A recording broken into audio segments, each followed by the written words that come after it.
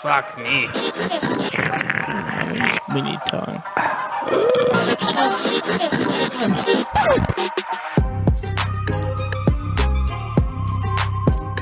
This is the Dude Loft Mountain podcast with your hosts, Gabe, Tanner, and Tommy. Hey everyone, welcome back to Dude Loft Mountain. I'm your host, Gabe, joined with Tanner. Howdy. And Tommy. I'm Tommy. Yes. Correct. Good job. Thank you. 27 episodes later, and he finally got it. Hey, this is episode 30. I don't know. Who knows? It's an early morning, though. Yeah, you know, we don't usually ever record at this time. So sorry if we're all a little slow. Yeah, it's been a. Oh wow! See? I am What gonna be happened? slow. Holy shit! Exhibit A. I haven't woken up completely. Nor do I have coffee, but it's fine. It's fine. So we interrupt this spooky programming to bring you Dune because we have all watched it. Mm-hmm. It came out officially last night, like for everyone, right? Technically Thursday night, but yeah, Thursday night. Last night being Friday the 22nd. Yeah, and then you guys will hear this on Monday. So if this podcast will hopefully be an explanation of kind of if you're confused about Dune, because I know absolutely zero. Tommy knows what you've told him from the books. I've only really overheard the conversation about Dune, and you know everything. I know the famous shit from Dune. I don't know everything. I haven't finished all of the books. I'm on book 5, but I read the first book back like three or 4 years ago when it was originally announced that Denis Villeneuve, who directed this movie, when it was originally announced that he was working on a script for it. Ooh. And so I was like, he's my favorite director. I knew Dune was like one of the classic sci-fi novels of all time. And so I was like, I got to read this. So I read it years ago when the project was first being worked on. And it's hands down my favorite book series so far. And I'm on book 5 now. I haven't gotten through all of it, but... So for everyone who's listening, if you haven't watched Dune, I would come back because about the movie, there will be spoilers. But as far as like the entire storyline of Dune, we will try our best to not ruin that. Yeah, I guess that's fair. It'll be hard to discuss like the story of Dune without leading into the next part 2 of the movies, because this movie that just came out is really only like a third of the first book. Yeah, I even as someone who hasn't watched or hasn't read the book, I watched it knowing like this is going to end in a way where like this is all footwork to set something up, which is nuts because it was a fucking good movie. It was, and a really knowing good where movie. the book goes, the next 2 movies, because I think it's slated to be a trilogy. It's gonna be nuts. It's gonna be so fucking good. I think so. I noticed a couple things, and then I'll let you kind of explain the whole thing. Is while I was watching it, I noticed I was like, there's a lot of similarities in like other sci-fi movies. And I remember you telling me like this was like an inspiration to many different types of sci-fi movies. And there's like an image where I was like, I think that same image is in The Fifth Element. I've seen something and I'm like, I think that was in Star Wars. There were a couple camera shots that me and Gabe were both like, oh, like that looks super retro. Like that looks super like old Star Wars or some shit. Yeah, and well, the cinematographer of this movie was Greg Fraser, and we've previously talked about him as the cinematographer for Rogue One. And he did really good with Rogue One. And he, especially in this movie, he has a talent for showing scale. Yeah. And like giving stuff magnitude. And that's kind of some of the Fifth Element shots that you're talking about, where there's a giant spaceship, but it's only, like a speck of dust in the whole screen. You know? And it really makes this movie feel huge. Yeah, the magnitude, as far as like making things seem big, it like completely blows like movies like Godzilla and Pacific Rim like out of the water. Yeah. Like the magnitude of some of the scenes in this movie are fucking nuts. Yeah. Like, watching the characters next to these huge machines and then watching something just like get that machine stuck in their teeth basically is like amazing, because you see them right next to it and you're like, fuck, that's huge. And then there's something even bigger. Yeah. And there's not even much space travel in the movie per se, but in a couple of the clips where you do see spacecraft and stuff like outside of a planet, like it just looks so dope. And you know that those ships are huge because of the scale of other scenes. So it's just like everything's big in this movie. Yeah. Well, and it's gonna be big. That's the interesting part too, is they obviously had, and I'm sure the book is like this as well, but it's very much almost like it's like a sci-fi royalty movie mixed with medieval, like feudal, like kind of feudal versus like the king class kind of thing. Yeah, and there's a reason for that, which we can get into, and it's not discussed in the movie. But explain kind of the background of Dune's universe. Yeah, so Dune was officially published in 1965 by Frank Herbert. Brian Herbert is his son, who kind of picked up the mantle after he died. But Frank Herbert wrote it in 1965.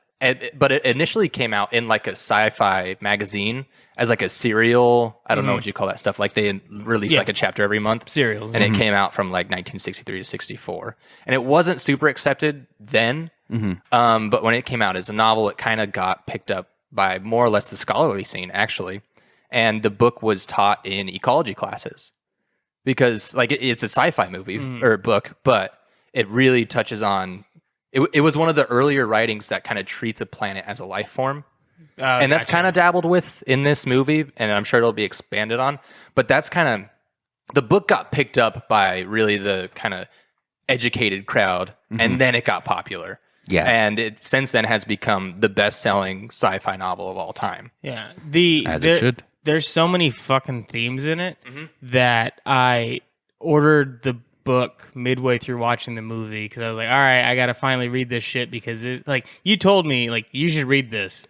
And I was like, really okay, good. like, but I didn't know what that meant. And then when you watch the first half of the movie, I'm like, this is all like religious and spiritual and like political stuff and everything. It's all like really interesting, like commentaries on things, and you can some of it's like kind of obvious, but not. It's never too on the nose. Yeah, it always makes sense. Like and then there's like a full on like Taoism speech in that movie as well, and like the visuals for it were like very interesting and stuff. It's just fucking fantastic. Yeah, and a lot of that comes from the author's background. Like he has a super interesting story. He kind of was a failed writer before Dune took off, and I think he also was a failed like inventor or engineer. So he's a very like a logical and intelligent person, and he has kind of a convoluted religious background with his family when he was growing up. And at one point he was a speechwriter in DC.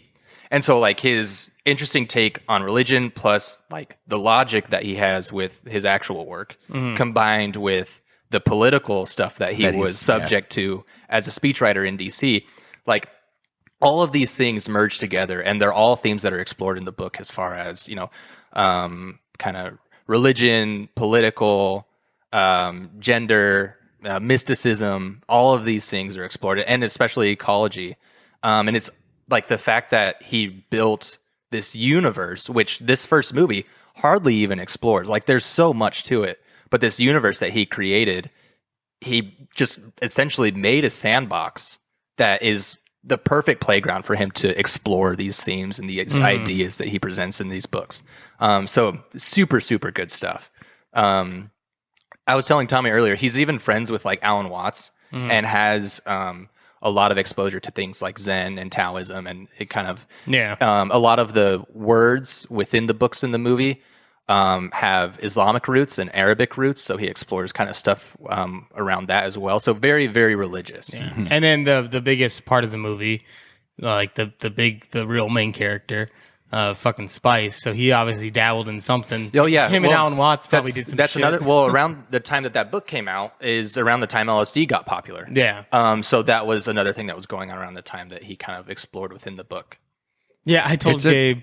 Sorry to interrupt you, but I told Gabe while we were watching it, I was like, if there was fucking drugs in the sand, you guys would never get me out of it. I told him we would just keep walking past him, and his snow angel in the sand would just progressively get deeper and bigger. Yeah. So there's the drugs in the sand is called spice or melange. I don't think they called it by melange in the movie, but that's kind of what the locals of Arrakis call it. And that's another thing that he explores, which is really, really neat. There's a theory, well, not a theory, I guess it's just kind of a idea called hydraulic despotism, which is where there is a commodity that is controlled by one person or organization. And in this case, within the universe of Dune, that is the spice. Yeah. And it's controlled by whoever controls the planet of Arrakis.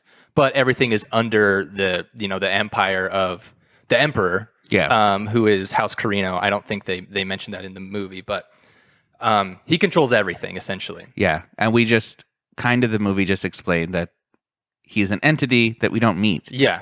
But the spice is super critical to everything within the universe of Dune. And that's because thousands of years before this, where in the timeline, thousands of years before where this movie takes place, there's a thing in the Dune universe called the Butlerian Jihad, which is where it's kind of very similar to Terminator, actually. But you tweeted about this. Yeah, I did, because fucking GQ. He's getting real upset. He's getting book nerdy. This idiot of a magazine is like, why are there no computers in Dune? Read the book, you dumbass.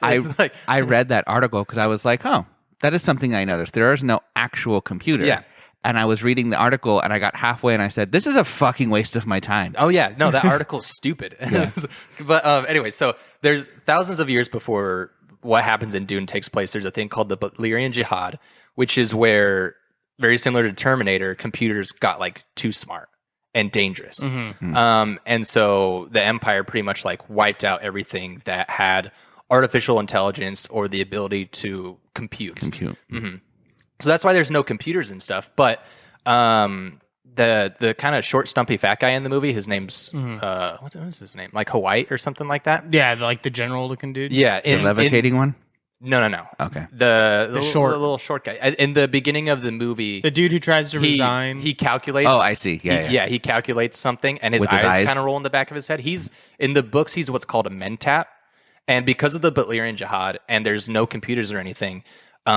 People called mentats went through very rigorous intellectual training so that they could make these computations themselves and run really complicated analysis in their heads. So yeah, people through the Butlerian Jihad had evolved to become computers more or less. So there's different kind of races of people or people that are trained for certain things, such as the mentats or the Bene Gesserit, who are the Reverend Mothers. Is that what the little lip thing is for? I don't know what that designates. Because there were a couple people who had that could be, but also Dr. Yue, oh yeah, he just pretty much touched Paul and could feel all of his vitals, his nuts. Yeah. But yeah, so it's because computers weren't around, trainings and the mind had evolved over tens of thousands of years. We made our bodies into computers, which exactly. I love that idea because I secretly think that is something that's possible. Yeah. Is that we can unlock all this potential in our body. So that's why there's no computers in the world of Dune. But because there are no computers, that makes space travel super, super difficult. And that's where spice comes in. Gotcha. So under kind of what's called the spice effect or the spice trance is people get a thing called prescience, which is how Paul had all of his visions in the movie. He's inhaling some of the spice through the desert and he starts to have visions, and these visions are more or less prophetic, they're looking into the future. Yeah. And so the Space Guild, their pilots essentially are addicted to spice, and they use the spice to kind of go into that trance state, see part of the future, and are able to plot a safe course from one planet to the other. What the fuck? So space travel would not be possible without spice, which is why it's such a vital commodity. Yeah. And then there's also the Bene Gesserit, the Reverend Mothers, which is Lady Jessica is part of that kind of religious cult. They use that to go through what's called the agony. And if you overdose on spice, you unlock genetic memory. And so not only can you kind of see into the future, but you can also see into the past. And so the Reverend Mothers, if they can go through this test and succeed through kind of the overdose, either they die or they pass and they unlock these genetic memories. And that's why the Reverend Mothers or the Bene Gesserit are only women.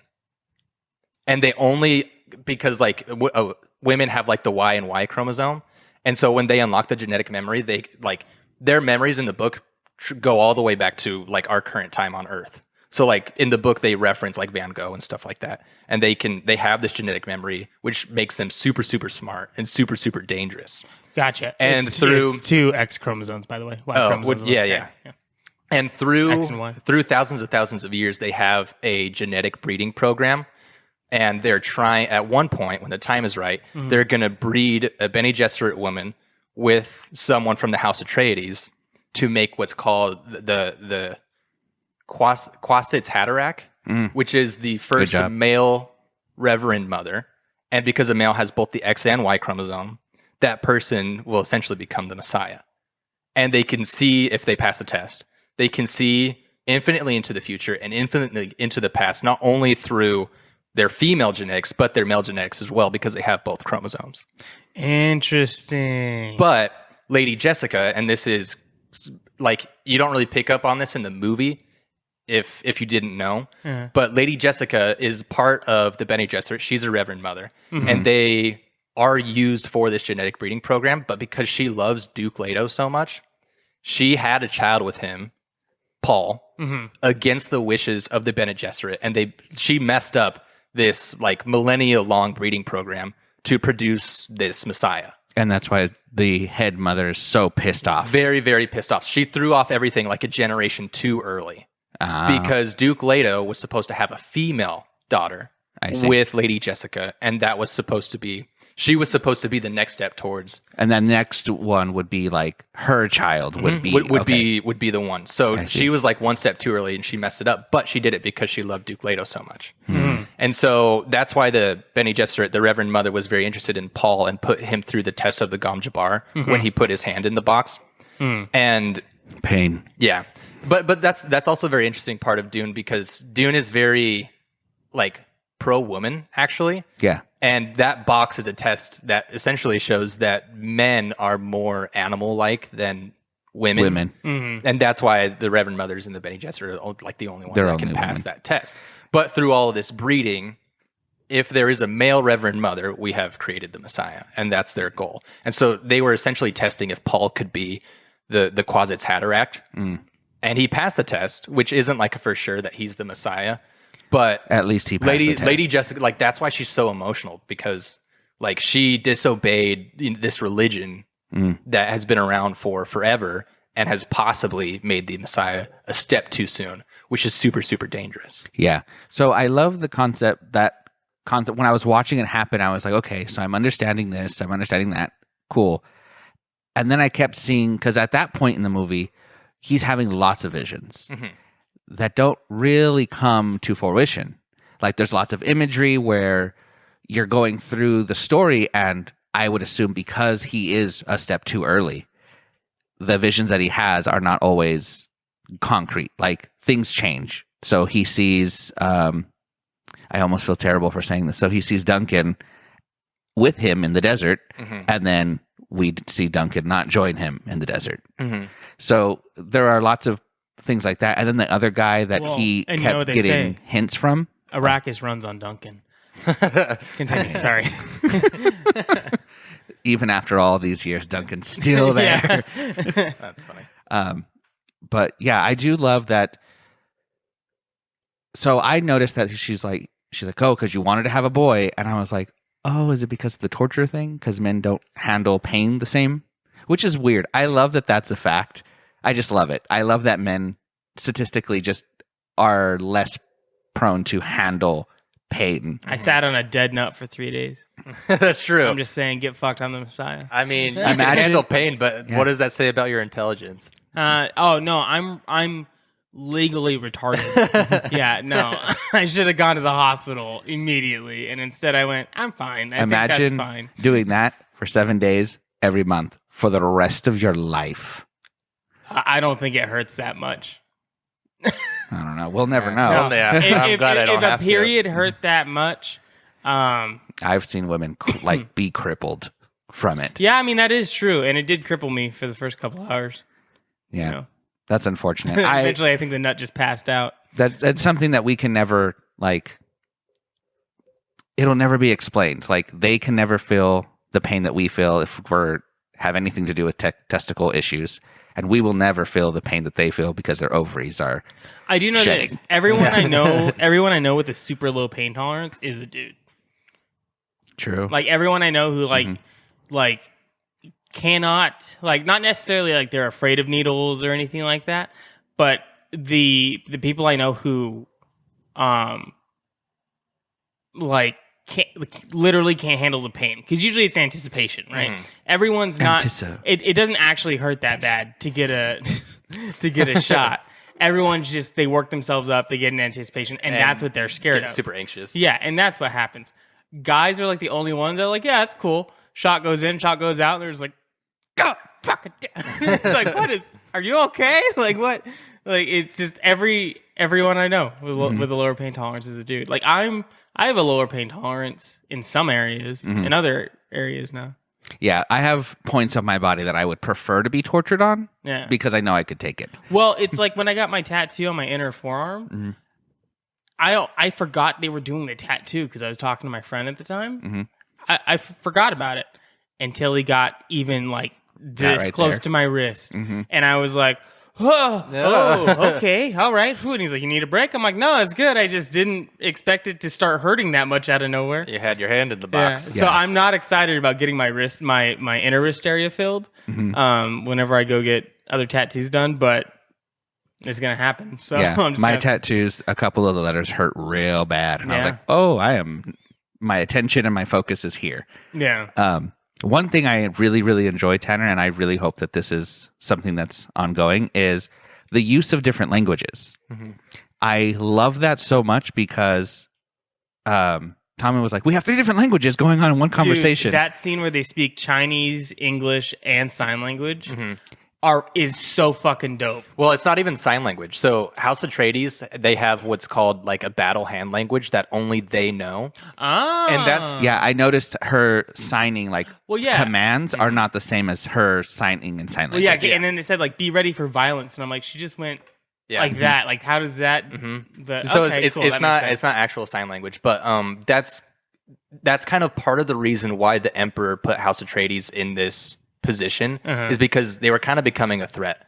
Like House Atreides, their soldiers were kind of getting close to besting the Sardaukar, who were like the super gung ho like blood warriors in that one really weird scene. The ones scene. who talk like they're burping. Yeah. It's like, okay, all right, buddy. Yeah, and that like battle sign language is part of that. That's and so very interesting. The scene where they're being invaded. And we get to see them on the stairs. Yeah. And I'm like, ooh, this is going to be so good. And like they do it and I can see their shields work, like that concept. I love it. I fucking love it. Yeah, that was like my first and that pops up pretty early in the movie. Yeah. And that was my first damn, okay, Frank Herbert, I haven't seen that be recreated in anything. Yeah, no, the defensive shields are super cool. And I like how they did it in the movie too. Like they really showed that it's like strong against like projectile objects, but something slow can get in, which also is like a really cool like thematic element if you think about it. Like the slowest knife is the one that you never see, you know? Yeah. And it made the fight scenes cool because there'd be fast fighting where it'd basically just you'd be knocking guys around because they all have shields on. And then, you get down on them, put a knife against their throat, and then just push slowly and slice. And it's like, fuck. Yeah, it's nuts. These are some brutal fucking fights. Yeah, watching them fight fast and then watching Duncan, assassinate them while having to be fast because there's so many was incredible. He's a badass. But the scene watching them go down the stairs and, switch between sword and spear, that, guys, I only loved the movie 300 because they have a similar scene. Yeah. And it turns me on so much. It's so good. And then watching them come from behind and me just knowing they killed all of those people. Everyone on the stairs, they killed them all. And they're just okay, reset. We're ready to go again. We're going to keep doing this all fucking night until you're all dead. And they come from behind. And then I'm getting emotional. How many fucking times? So you're saying this is basically 1/3 of the book. Yeah. And the movie itself is 2.5 hours long. And I would say a solid hour and a half of that is just them fighting for their fucking lives. They keep they will get from one okay, all right, we're still alive, and then immediately walk into another situation where they now have to fight for their lives again. Yep. And it's holy shit, what the fuck? It's so stressful. Yeah. Yeah. But the languages and the anxiety of having to survive every fucking second after that happens I'm that's just how it would be. My only real issue with sci-fi movies is that seems more easy writing, lazy writing, like just explain this away. But no, people, I think if there was multiple planets, we'd have to learn. We would just have to be multilingual. We would just have to know several different languages, because there's no way that we're going to conquer everything and just be like, English is it. This is just English now. Yeah. Well, yeah. Honestly, that's like and the benefits of learning all those languages. But that's not normal throughout the universe of Dune, because most people are kind of stuck to the planet that they're born on. But we're obviously following royalty of a very prominent house within the Empire. So that's just kind of like how they if you're important. Yeah. Like there's a value in learning the languages of other things, especially in their situation when she could use different languages to communicate with someone. Yeah. And especially since there's no like computers and travel's super difficult because there's no computers and you have to rely on the spice to make travel. Like people don't go from planet to planet unless they're super important. Yeah. So really those languages are kind of only stuck to that one planet. I see. But because Paul and Duke and Lady Jessica are all so trained and very important in what's going on in the Empire. They know all this stuff. Yeah. So two things. Number one, shout out to Timothy Chalamet because he killed it. He did good, yeah. Yeah, he did really good. And I haven't read the source material. I'm going to, but I was just like, I believe your character. Like you've sold me. Number two, there was some interesting shit even in there that they threw in about the spice, where it made it sound exactly like ayahuasca. That drug in Peru that like shaman administer to people, and it gives you visions, and it's like, according to legend, supposed to basically like mind swap you with jaguars in the jungle because they also eat the same plants and they get high off it. And so there's this theory that you're like, because people constantly say, "Oh, I was like a jaguar, like walking through the jungle," and stuff like that. But anyway, whenever they were talking about spice in the beginning, and they talk about what it means to the Fremen, and they're like, this is like the spice, like it's life. Like when they say it's life, it actually is, because the spice has geriatric capabilities, which keep people alive for longer. Oh. So that's another reason why it's important. It's needed for life. Yeah. It's like legit life, and then it's needed for space travel. Oh, so they're just raping a planet of its life source. And so that's where like the term that I said earlier, hydraulic despotism, like it's super, super important, because spice only comes from this one planet. Yeah. And whoever controls it has all the power. And a lot of Dune is likened to OPEC. Like an oil in our current situation. Yeah. So it's very interesting, like parallel right there. Yeah. Yeah, it is.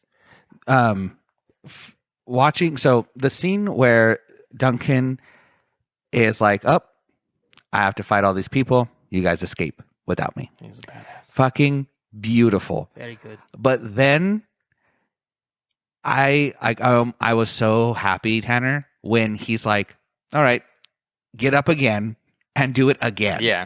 With something inside of him. Yeah. And he just pulls it out and he just kills. And I looked at Tommy and I was like, Duncan's loyalty as a soldier to his people is my loyalty to my friends. Like it is the same level. Like I know that I will stop at absolutely nothing to protect my friends, which is why I don't have many people that I say, you are my friend, and people don't like me for it. But that's just the level that I don't want to die for everyone. Just for these people.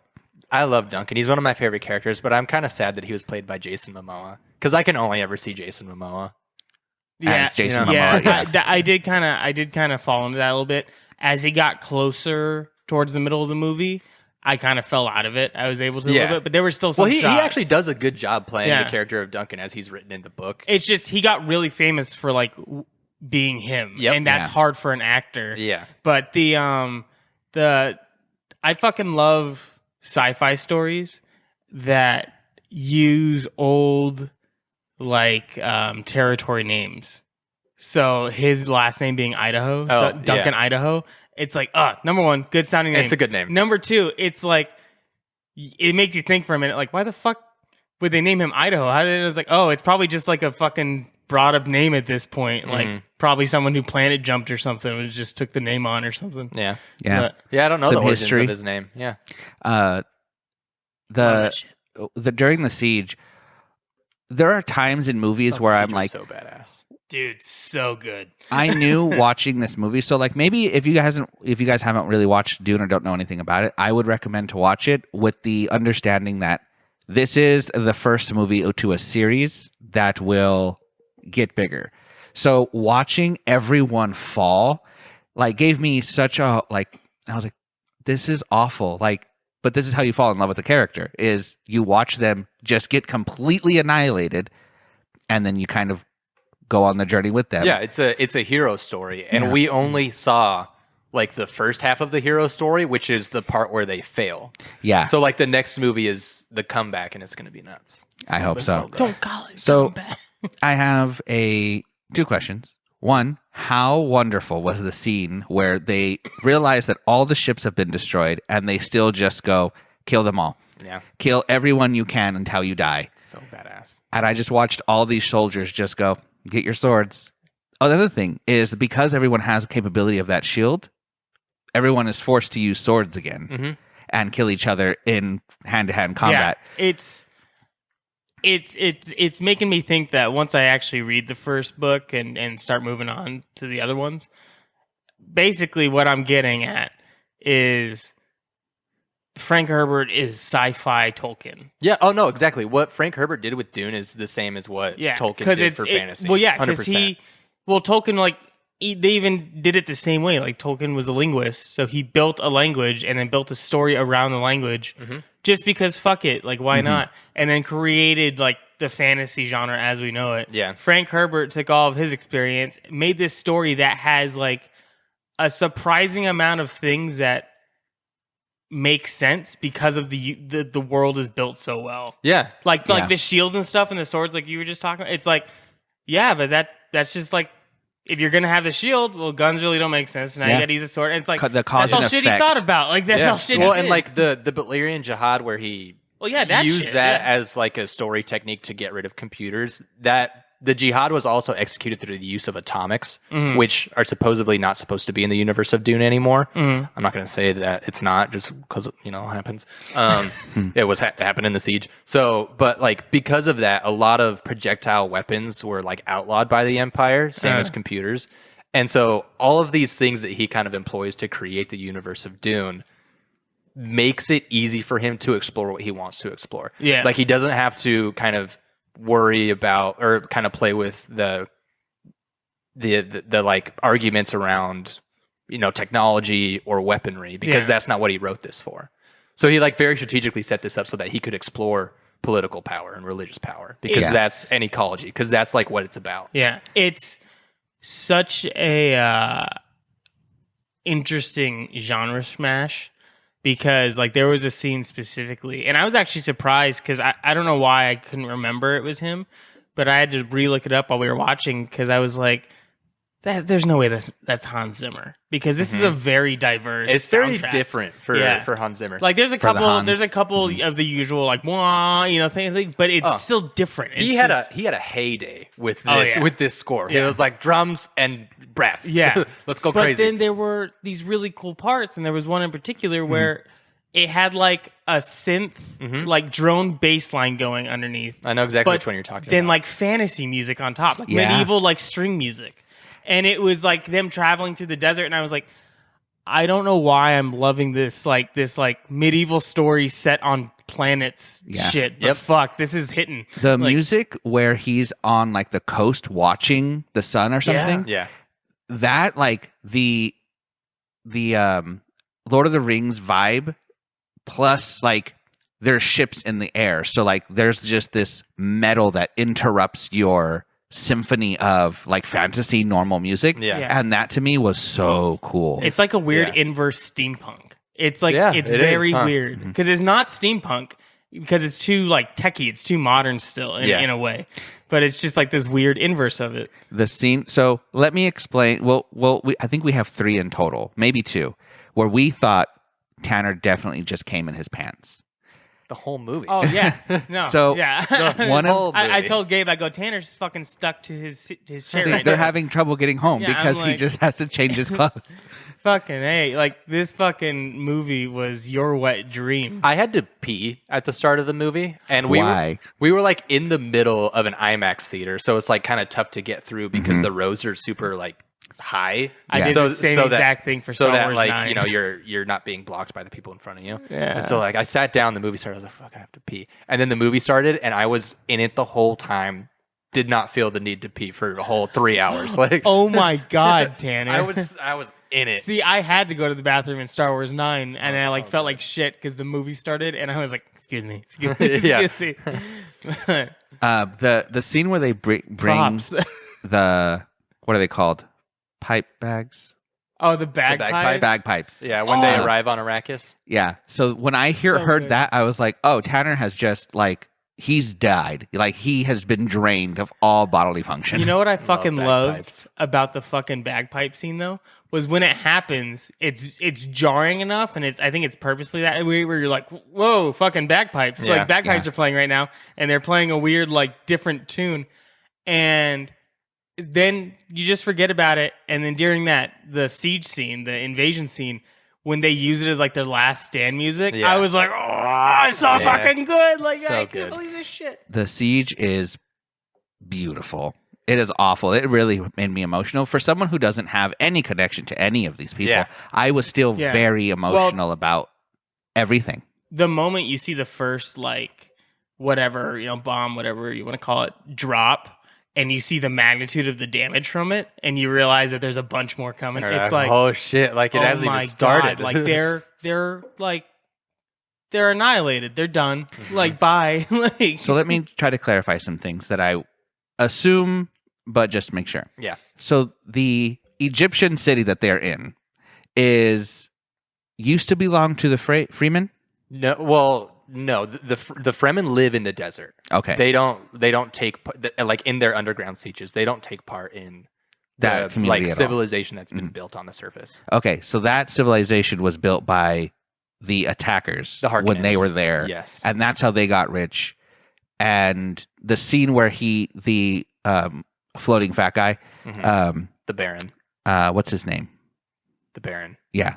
But no, his name in Pirates of the Caribbean. Oh, he's Skarsgård. he's Bill Turner. Bill Williams. Yeah. Bill Turner. Bootstrap. Bootstrap Bill Turner. Yeah, that's the one. So he plays him very well. Like he plays a good bad guy. Yeah, he does. Yeah, That fucking he's, gross he's so one. fucking gross. Yeah. Yeah, he just. I love how he speaks. You know what? He has a. Sorry, complete your thought, and then we'll go back to this. Okay. So the scene where he's explaining like it's not a gift. Like the emperor is a jealous man. Mm-hmm. And then I'm like, okay, so something bad's going to happen, but why are you not affected by having to leave? And then I was like, if you're going to come back and kill everyone, why did you take all your shit away from them anyway? And then I was like, oh, because you're just blowing it all up. Yeah. So they built that. Yeah, they built that. But the reason why like the Emperor gave the planet to Atreides and kicked the Harkonnens out was to set the Atreides up for failure. Because like their battle like battalion guys and their power and their leadership within the universe are becoming too strong. The Emperor was starting to feel threatened. I see. So he's like, we're going to put them on Arrakis and set them up to fail. The Atreides kind of have a rivalry and not a good history with the Harkonnens, who are the people that attacked. So by giving the Atreides the planet of Dune and setting them up for failure, it put the Harkonnens in the perfect position to fight and take it back and wipe out the Atreides. So the Harkonnens get to keep their wealth. If it works out as planned, they get to keep their wealth on the planet of Dune, and the Emperor gets his way, and his potential rival, the Atreides, is kicked out of the picture. Yeah. and So it's all orchestrated so that Paul and Unfortunately- his dad fail. I see. And then so I assume because of how it is filmed and because of the promotional interviews that Zendaya will have a bigger part in the future because I was like, she's not in this movie. Yeah, she was And in this a is- lot of the marketing, and then in the movie she was like only ever really in his visions, except Yeah. for the last scene. Yeah. And so this is like the third movie where they've done that with Zendaya, where they're like, Zendaya's in this movie, Zendaya's in this movie, Zendaya's in this movie. Everyone come and watch She has Zendaya a in lot this of movie. pull. She does have a lot of pull. And then this is the third time where I've watched a movie and I'm like, she's not in this movie. Yeah, she's gonna have a much bigger part. In the Okay, next one. good, because that was the only problem I had. The casting on this movie is so genius because they pulled in like all the Momoa fans. They pulled in the little Timothy Camelot fanboys, and then all the Zendaya lovers. Like who else do you need? Yeah, the Timothy Chalamet and Batista. I was watching, and who plays the Duke? I forget his name. Oh, Isaac. Pope? Isaac. No, not Pope. Isaac. Oscar Isaac. Oscar Isaac. Yeah. Paul's dad. Yeah. Okay. Alexander Skarsgård, is that his name? Yes. No. That's his son. That's his son. Well, Stellan Skarsgård. Stellan Skarsgård, and then Alexander and Bill are his sons. Yeah, right? Stellan Skarsgård. Who He's plays a great the Baron. character actor. Yeah, he plays a character in a two-parter movie that has like a hardcore heel turn. You know what a heel turn is? Mm-hmm. It's like No. an Like from evil wrestling? turn. Oh, Yeah. okay. Yeah, it's like a evil turn. The movie is a series of movie I watched and scarred me called Nymphomaniac. Oh, I've heard of this movie. It's movies that has real sex scenes in it that are played by porn doubles. I see. It's made by this guy who makes like a really avant-garde movies and shit like that. Yeah, no, I've heard of this movie specifically because Yeah. of the sex in it. I forgot the guy who made the movie. I forgot his name. But anyway, Stellan Skarsgård. So the movie is told through the lens of this woman who has nymphomania, and it starts with her like being found in an alleyway and by Stellan Skarsgård, and he like kind of saves her. He offers her like his home and like shelter, and she starts telling him, he's like a therapist or something like that, I think, and she starts telling him this story of like her journey through nymphomania, right? Yeah. And like it just like gets really dark and like dark. Like anyone going in and watching this movie expecting it to be like hot and like a porno is not. Yeah. It's like it gets very dark at times and gets very like ugh, like Jesus Christ. But it's like 4 hours worth of movie, and spoiler alert for Nymphomania. Through the 2 volumes? Huh? Through the 2 volumes? Yeah, Or just the I one? think they're each like 2 hours long. Okay. But throughout those 4 hours of movie, Stellan Skarsgård is just playing just kind of this like good guy like character. And spoiler alert, like I was saying earlier, skip ahead a couple minutes or something. At the very end of the movie, he's like, they like go to bed, and she's like, you know, okay, good night, and they have like their last words. He goes to his bedroom, and then she's sitting there thinking about something and like talking to herself, and you hear the door open, and he slinks back in, and he like puts his hand on her ass or something like that. And he's like, I want to fuck you. And yeah, and she goes, and she's like, no. And he goes, but like what? I thought you'd want it. Thought you were an info. Yeah, like what's your problem? It's sex. Like, and I think she shoots him, and that's the end of the movie. Oh, wow. Yeah, but it's like when you're watching it, it's just like, oh, And that's the because- end of the 2 volumes? Or Yeah, is that the end of the first one? That's the end of everything. Wow. Yeah, and so it's like the fucking heel turn that happens is because like you had like one character who was good throughout this entire movie. And he just decided to stop. Yeah, it's literally like a character study in how just like depraved people can be. Yeah. Like, because there's just one character, and it's just in the last couple seconds of the movie, you're just like, oh, no, even him too. Like, That's unfortunate. everyone's just a hunter. Everyone's basically. bad. Those types of movies or stories in general make me feel like genuine hopelessness.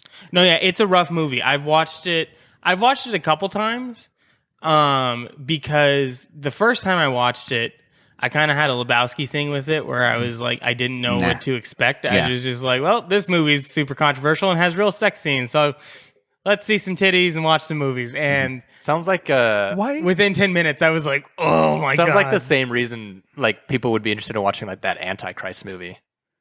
Which one? With Willem Dafoe. It's like super disturbing and jarring and like super brutal, like what you just said, and it's kind of like a cult film. Yeah, I don't remember what. Why are we like this? Why do we enjoy watching or reading or listening to things that scar us? Well, to make us because feel alive. because I suppose. have you ever heard I mean, one of same my reason I like or horror movies, I guess. Lars von Trier? That guy, he directed it. He's like a super controversial director. Yeah. He does a bunch of crazy movies. But I learned a thing about horror movies. what? Horror movies or horror movies? Horror movies. Okay. The awful feelings that it makes you feel during the movie.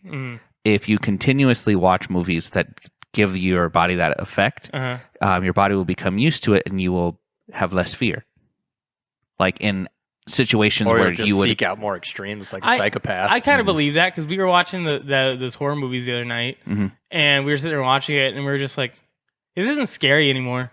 Like, Yeah. but we've also been in like the era of like super scary movies, so now the bar's been raised. Yeah, so like old slasher movies don't get like they're funny to me. Like I start going for the villain. But like paranormal ones or like things that are unexplained or things I don't know much about, those ones still get me where I'm like, Yeah. what's gonna happen? 100%. Yeah. Yeah. But And- slasher movies don't do it for me. Is Halloween Kills the new Halloween movie? Yeah. Yeah, I need to watch it. I'm so excited. I saw chose Dune. I saw a clip of it, which is when Michael's like the bad guy in Halloween, right? Yeah. Yeah. He's like in a car and this girl is outside the car holding a gun at him, and he kicks the door open and the door smacks the gun and it twists it in her hand and she shoots herself. Like it's so over the top and ridiculous. It's like Yes. Halloween's just become a parody of itself. Oh, 100%. Well, Once you get 6 reboots in. So Halloween here's the problem with Halloween. Halloween has always had dark underlying like comedy in it for how dark of a movie the original is. Because you have like the top level of the movie, which is like Dr. Loomis and everyone being like Michael Myers is pure fucking evil and Yeah. he's gonna do all this shit. And then you have scenes like where Michael Myers kills one of the girl's boyfriends and then goes into her room with a fucking tablecloth over him, pretending to be a ghost, and the boyfriend's glasses on. And he just like like walks into the room and doesn't say anything. She's like, "What's your fucking problem? What are you doing? Bill, stop it, stop it!" And then he just fucking murders her. Jeez. And it's like there's like a weird dark humor aspect where it's like he's like a complete and total blank shell sociopath, but he still has this weird dark animalistic like toy with my food. Yeah. Like stuff with He it. enjoys this. And they do a good job in the one before this one with Jamie Lee Curtis. Yep. Yeah, just Halloween, the 2018 Explaining, like re-explaining, this man does this for sport. He does this and is conscious of what he's doing and enjoys what he's doing. Yeah, in this movie or in the 2018 Halloween, there's a scene and I forgot about it when we were watching it together. I was like, Jesus Christ, I forgot this just happens because he gets to Haddonfield, like parks his car. It's trick-or-treating time. It's night in the street. It's Halloween. And he like runs into a kid, moves past him, goes into someone's house, and literally just like 3 or 4 houses in a row just kills Yeah. everyone in the house. And it's like, oh shit. So like he doesn't really have a mission this time to kill like a specific like Group. section of They're people. just getting his fill. Yeah. Everyone on this road, I'm going to go kill everyone on this road until someone stops me. Yeah. And what starts it is this person's finding out about someone escaping and there's just being a thing. And she's like, well, lock your doors. And he hears her and she just goes, and walks across, like walks behind her house, gets into the house, Dude, and then kills her. There's a really, you've seen that version, right? The one from 2018? Yeah. Yeah.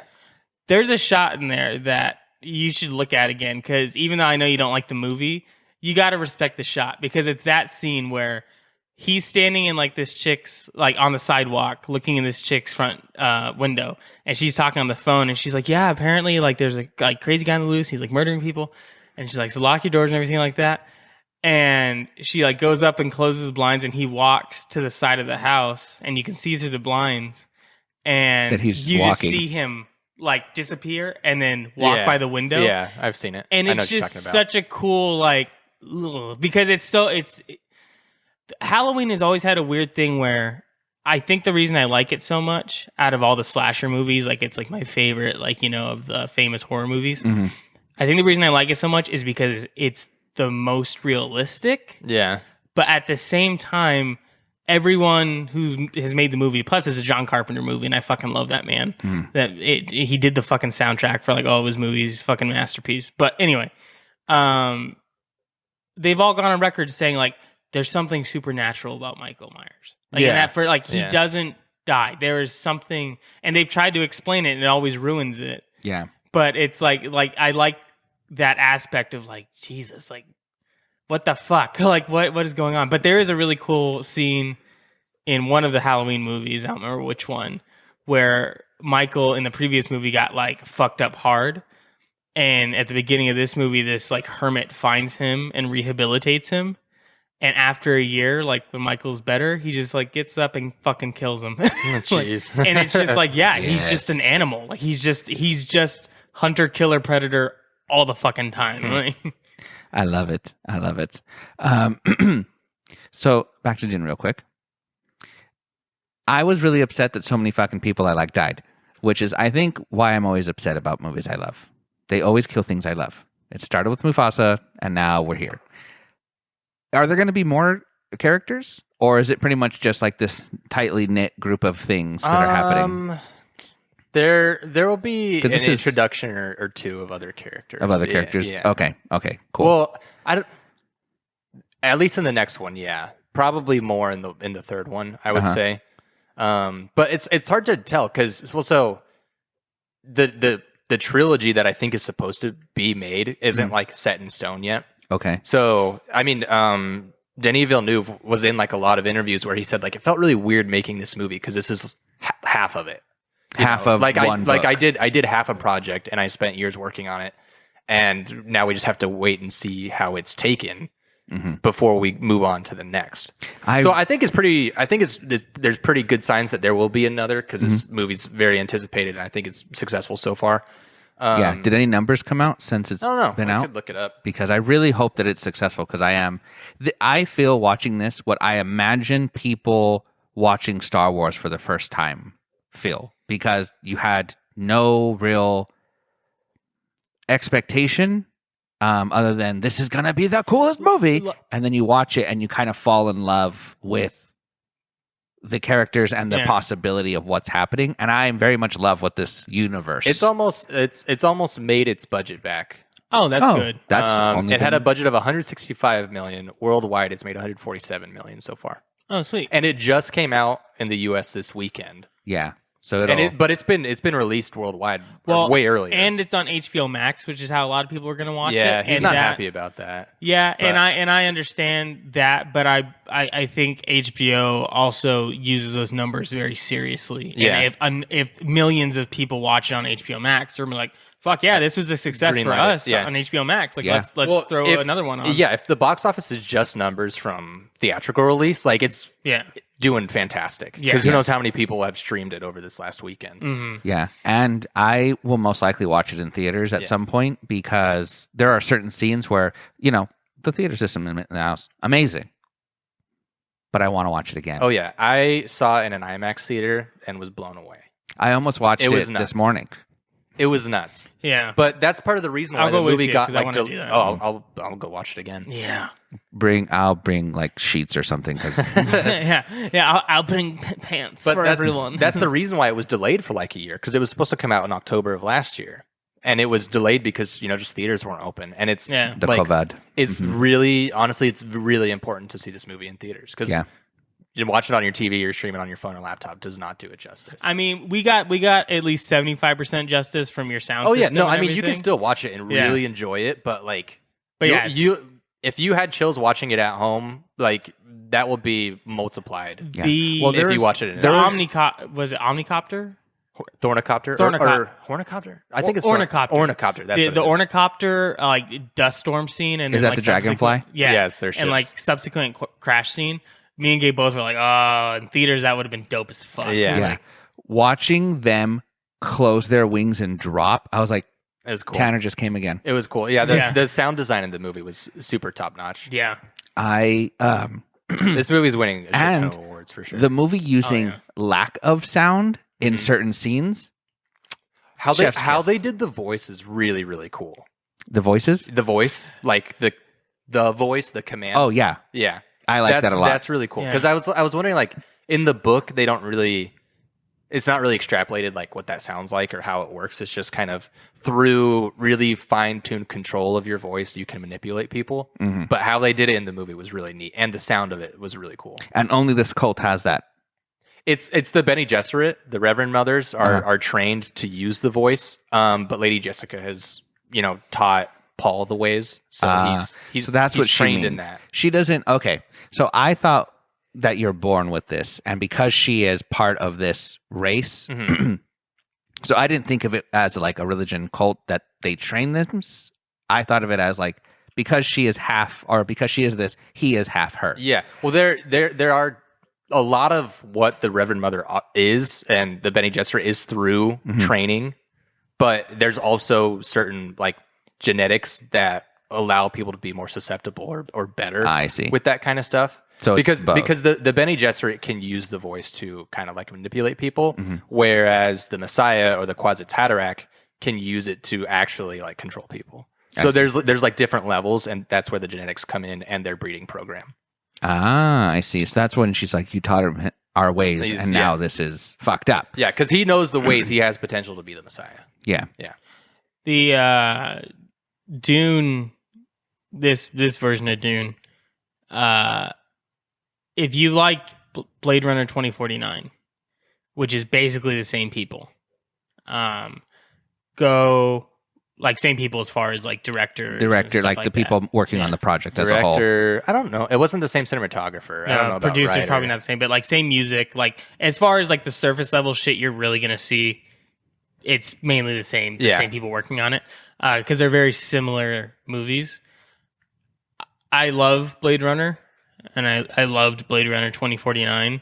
The source material isn't nearly as strong as what I saw from that movie last night. So this is like 100% just moved into that like new sci-fi favorite slot category because like holy shit, it was such a like we turned it on and I was like, oh Jesus, 2.5 hours. Like, I mean, I figured it's gonna be long, but fuck. Yeah. And then it's all set up, honestly. Yeah. Like, But you're gripped. Like you're in. Yeah. Like there's no letting go. I am very happy with this movie, and I hope my hope is that people will listen to this podcast who are on the fence and give it a shot because I want this to be successful because I am very much in love with this universe. Oh yeah, already. I think the cast alone has already brought the movie like success. Yeah, but Denis Villeneuve is one of the best actors out there right now, and it's like directors. That's what I said. You said actors. No, I said directors. Continue. Whatever. He's one of the best directors around, and it's like I don't know. I think the directors that make these critically acclaimed movies don't always bring in the money, but with Arrival and with Blade Runner, he's kind of broken that. Well, and Sicario too. And Sicario, yeah. But I mean, like specifically for sci-fi, there aren't that many sci-fi movies out there that are like super like thematic and intelligent, more or less, and very very critical. But we have Star Wars and Star Trek, and they made a shit ton of money, but they don't do what Dune does. Well, that's what's crazy about like sci-fi as a genre was in the 60s and 70s had this period where cyberpunk was invented and Dune was written and all this like John Carter I think was written around the same time. That might have been earlier, but the point is this like genre of using the future to put social commentaries on like our current state produced a lot of really interesting stories. Like and it's just it's I'm glad it's having a revival because like even books like if you go read like what's it called, Neuromancer by William Gibson, I believe, I couldn't get through it because it's so full of jargon that they never really explain. They kind of explain through like context clues and you kind of just pick up on it. I got like 60 pages in and I was like, this just isn't fun for me to read right now. Yeah, and honestly, the part of the actual Dune book that this movie covers is kind of the same. Well, now that I've seen the movie, at least it'll be easier to read. But it's just William Gibson has a very big problem in that book with he just gets extra wordy. Yeah. And it's like I plugged into my Hollow Cyber deck into the Pigger mainframe, and it's like I can't. You don't understand, William. My fucking eyes, they won't follow this. Like, I now got to refine because my eyes just went, blah, blah, blah, blah, blah. Like, we don't know what the fuck any of that is. What I really like about how Frank Herbert wrote the Dune stuff is he doesn't do what Tolkien does and describes a mountain range in 10 pages. There's actually, there's not a lot of physical description within the book. Really? So, as I was reading this and kind of picturing these books in my brain, not at all what this movie depicted, which is fine, and I kind of like that there's some ambiguity there because this movie did it really well. It's a very attractive movie. Yeah, I really want. But a lot of the book and where it gets wordy is in people's internal monologues and their thoughts, and that's where a lot of the social commentary comes from. I like book reading is that shit. Packed with social commentary. Yeah, it's nuts. If I was Timothy Camelot, I would put it in my contract. Just like who was the original, not the original, but the first live action, Glenn Close for Cruella de Vil. In her contract, she put all the clothes that Cruella de Vil wears in this movie, mine now. Yeah. I would do that. I think I would be like, no, take 10,000 off. Give me everything that you put me in. Yeah. Because some of the clothes, I was like, I kind of want that. Yeah. I want that really bad. Not their uniforms that they fight and travel in. They're ceremonial stuff. Yeah. Yeah. It's the cinematography on this movie is nuts. The cinematography and the design of the spaceships and the world. And the costume design. It's all really, really cool. One part that I was dreading because I kind of knew about it before, it had been mentioned, so it was a seed in my brain. But whenever that chick, Dr. Kynes, whenever she pulls out the hooks, and we were like, is she gonna fucking ride this worm? I was like, yep, she's about to fucking ride this worm. Doesn't happen. Yeah. And I was kind of relieved because I was like, oh, I was really afraid that was gonna look dumb as shit. Because how the fuck do you pull it off? And then they show it kind of in the distance at the end, and it looks so fucking radical. I was like, how he describes it in the book with how they get on it is really, really cool. Yeah. So if they do it in the next movie and show it, I think it'll look neat. But in that scene where the doctor dies, in the book, as she's dying, she kind of drops a really cool one-liner, which kind of tells you where the next book is headed. And they didn't do that in this movie, which I think is interesting. So I wonder this movie follows the book very, very accurately. Really? But I'm wondering if the next one's going to take some liberties. Or the one after, I imagine. Yeah. I kind of want to go watch the old Dune that was made in the 80s with from David Lynch. Yeah. Because I think, I don't know, I've always had this weird comfort image in my head of I lived in Phoenix for 3 months when I was 6, I think, 5 or 6. And I remember sitting in my living room at midnight because I could never sleep up there. In the darkness, sitting in front of the TV, and there was a sci-fi movie on, and it was a Mars-looking planet with a pyramid, and it's just a weird it's honestly why I'm I think that's why synthwave and shit is my jam, because I have this weird comfort memory of just sci-fi movie on TV. The point is, I forgot my point. I don't know. Yeah. No idea. Well, you were talking about the old Dune movie. Old Dune. Oh, no. So, yeah, I just want to go watch the old Dune movie because that might have been what I was watching at the time. Yeah. Because I've seen some pictures from that in the cover, and I'm like, that's an interesting color scheme. That's very familiar, but I want to go see how bad they flubbed it because I know that there's some really awful shit in that movie. I've never seen it, but I'm kind of curious too. I know the backstory of how that movie came around. David Lynch wasn't the person who greenlit that project. I can't remember the name of the person who was, but when they put together a script for the first Dune book, they were like, this is a 14-hour long movie. Ooh. And handed off the project to, who's the guy that did the Alien movies? Ridley Scott. They handed it off to Ridley Scott, who was like, this is too much, who then handed it off to David Lynch. Isn't Ridley also the name of the person in the Alien movies? In the Alien movie? Isn't that her name? Ripley. Close, oh. Yeah. Oh, Ridley is the fucking thing from Samus. That dragon thing that you have to fight. That's his name, Ridley. Samus? Yeah, Samus. Hummus. Samus? I always thought it was Samus. Hummus. Oh, I don't know. Oh. The girl in the suit. Yeah. Hey, Metronoid? If any of you... Metronoid. Metroid? Metroid, bro. Yeah, Whatever. Samus. Dude, you Samus. must have had a hard time with this movie. There's a lot of tough names.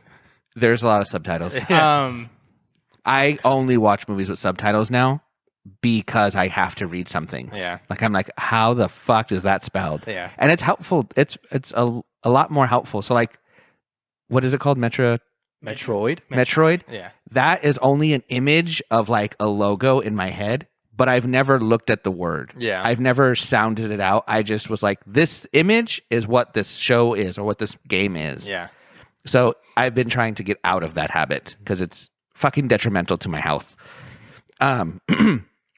But so you're happy with the movie then? Oh, very Tanner? happy. Yeah? Yeah. Good. I am. I was curious to see how it would work and how people would accept it, knowing that the source material has so much setup, and it's like you can't get what you want to get out of it without doing all that setup. So this first movie has a lot of setup, but it's not dry. And I was it's I not. was kind of wet the whole expecting it to time. be, because like Blade Runner 2049, Blade Runner, both movies are very dry. I was bored in that movie. Yeah, there are And- some but that's a source material problem. Yeah. Because the do androids dream of electric sheep? Yeah. That the book that Philip K. Dick wrote, that's based off of. It was basically just a giant social commentary on like it's not. The book is a basis for that movie, but it's foundational at best. Yeah. Like there's not a lot else going on because the book just is such a weird book, but it's very dry. And so that's why in watching this movie I was like, if this is only like the first half of the book or whatever it is, 1/3, I need to read the book because this is fucking diving into a lot of shit that I'm really into, and this is very interesting. Yeah. But like it's 100%. If they want to do 3 movies for all 6 movies, I'll fucking watch 18 movies worth of Dune all day. Oh, yeah. They're Yeah. all like that. 100%. It was so much fun to watch that movie. They've already greenlit a show for HBO Max to explore the sisterhood and the Bene Gesserit. Okay. Oh, okay, cool. And I think Denis Villeneuve is set to direct the first episode. So that's already greenlit. And then this movie is probably going to turn into a trilogy. So there are plans. Good. I'm happy because I've just been. I am honestly in love with this movie, and every time you say it's a trilogy so far, I'm like, but it can be more. Yeah. But thanks everyone for taking time to listen to us talk about Dune. I really enjoy the movie. Like I really enjoyed it. So please interact with us on Twitter, Instagram, Dude Loft MTN. Tell us how you liked the movie. If you watched the movie, if you have questions, we have an expert. Yeah. He's read 4.5 books. 4.5 books. 4.5 Yeah. books. And like I'm going to be listening to it. Tommy, you're going to get your book soon and start reading it. Tomato. I have it. If you want to get a head start, you can start peering through it today if you don't want to wait. Isn't Karina Isn't reading Karina reading it? She has her own copy. Oh, it? That's me, man. I thought she had your copy. That's why I never asked for she it. got Yeah, I'll borrow it. Okay. Okay. Because I was like, I got excited this morning. It was the first time in a while I've ever been excited for a Sunday, and I realized it was Saturday, and I was like, damn it. But in other news, next week's podcast is going to be coming out on Sunday for a special Halloween. So please listen in on that. It's going to be a lot of fun. I have not heard any bits and pieces of it, so I can't say a whole lot, but Yeah, I we hope had a it's good. great time making it. So I really and hope everyone enjoys it. If But- it's not good, I'll just edit in fart noises every 5 minutes. Keep you entertained. Keep, Yeah. you entertained. keep the laughs. You know? Every time you just hear one of us yawn and then the rest of us go quiet because we're trying not to yawn. Yeah. I'll Or just- anytime Tommy looks around and stops talking because he thinks something's What is behind it? him. What is it? Dude, the amount of times I looked around, headlamp on, I'm just sitting there in the middle of the forest getting blasted on a vaporizer. Like we're getting fucking tracked, boys. we were harassed by hoodlums. Dude, little, Raccoon. little trash pandas, man. I need to get those pictures to you guys Their off my fucking phone. tracks are so funny. I Yeah. know. There's literally a Fucking picture tomato of two lettuce. tomatoes and some lettuce on a rock, and then little raccoon tracks all around. Yeah. Like they got their Hilarious. paws all wet from the tomatoes and just stamped them on the rock. Just I also don't remember I was here. how much we've told about what we were going to go do, so people might be really confused. That's right okay. now. You That's fine. Listen on But Sunday. that's fine. Listen yeah. on Sunday. Yeah, raccoons, they are native to Reno, Nevada. That's where we went, Reno, Nevada. Don't lie to these people. I'm not lying. Yes, you are. Nope.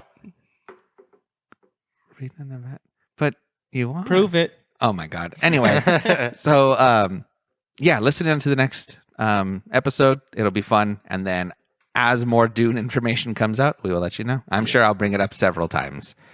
But thank you guys all for listening in. Have a good night.